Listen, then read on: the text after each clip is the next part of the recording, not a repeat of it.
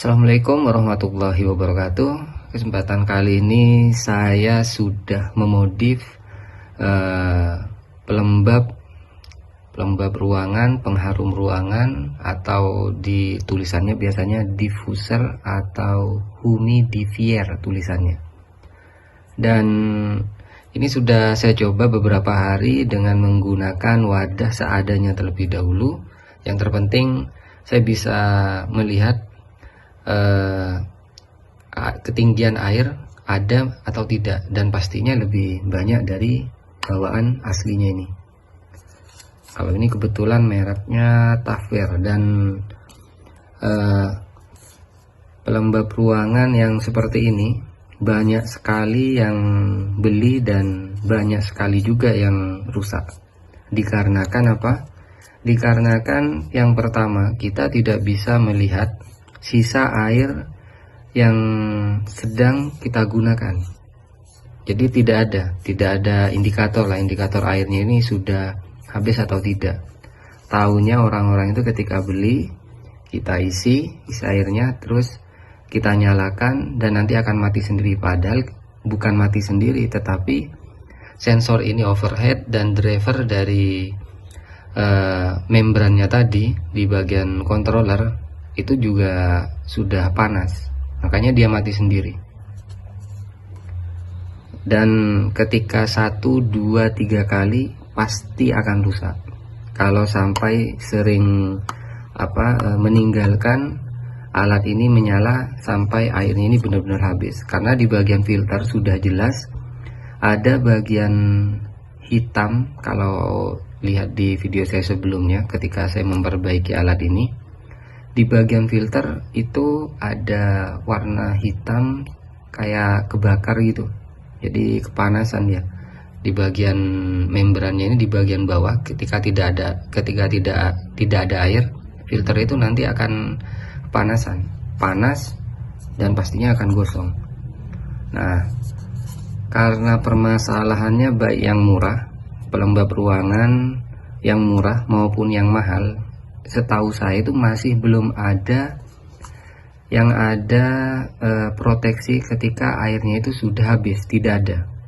Yang ada itu hanya timer aja. Jadi ingin dinyalakan berapa menit alat ini, gitu aja.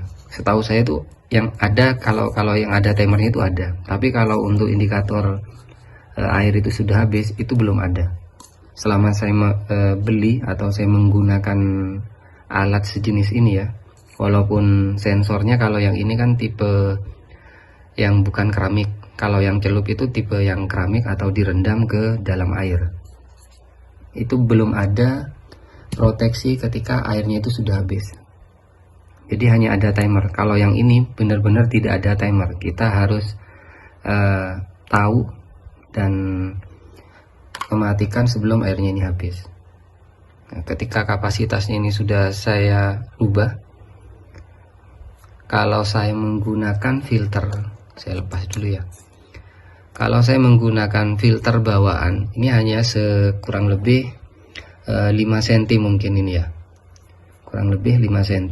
Sebentar saya peras dulu supaya airnya enggak cecer. Nah, ini kurang lebih 5 cm. Ketika saya rendam, ini harus nyentuh ke bagian air, ke permukaan airnya, filternya. Karena ini cuma 5 cm, jadi gak bisa kita merubah atau menambah kapasitas tempat airnya. Nah, caranya bagaimana? Caranya kayak gini. Saya akalin dengan menggunakan potongan lap Kanebo namanya. Biasanya di Indomaret atau Alfamart itu ada. Ini potongan Kanebo atau lap piring. Di Shopee juga banyak kok. Ini saya potong ya.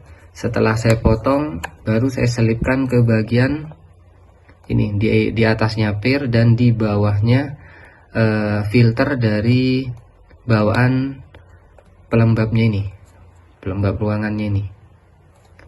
Kalau didorong ke atas itu susah, rentan sensornya itu nanti malah bolong. Jadi mendingan kita lepas ketiga bautnya ini ya. kita lepas. Setelah dilepas, hati-hati karena kabelnya itu ini pendek. Biasanya kabel bagian sensor sentuhnya ini dia malah putus biasanya. Nah, kalau untuk yang bagian yang beda sendiri, ini ada di video saya sebelumnya, nanti saya akan taruh di akhir video bagaimana cara mengganti diffuser yang benar-benar mati total, hanya lampunya aja yang nyala dan membrannya masih normal tapi masih belum bisa menyala. Ini harus diganti transistornya yang di bagian sini ya. Ini saya ganti dengan menggunakan transistor pengganti. Jadi ini dayanya lebih besar dan panasnya juga lebih tahan ya terhadap panas. Nah, ketika sudah dilepas, kita ambil filternya. Nah, maksud saya ini yang gosong, yang kayak gini. Filternya ini gosong. Kalau airnya itu sudah benar-benar habis, tetap dinyalakan, nggak dimatikan, filternya ini akan gosong.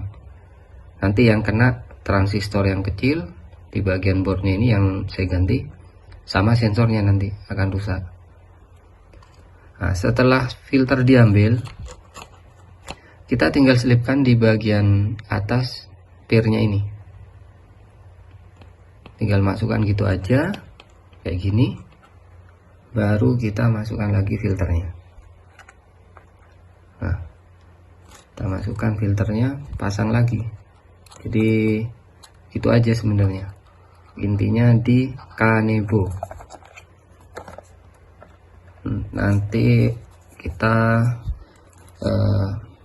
coba gunakan apa ya,